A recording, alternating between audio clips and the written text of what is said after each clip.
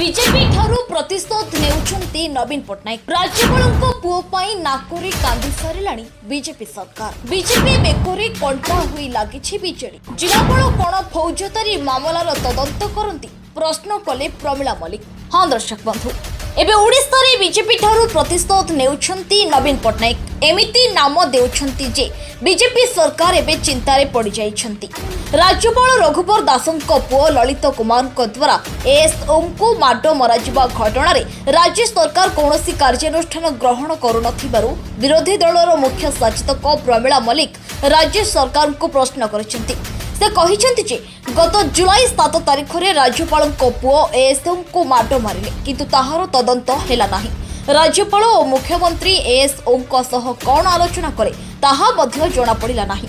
ओलटी ASO को बदली हेला। आईन मंत्री कहिसेंती जिलापाल तदंत करुछंती, तेबे जिलापाल किभली फौजदारी मामलार तदंत करंती बोली श्रीमती मलिक प्रश्न करिसेंती।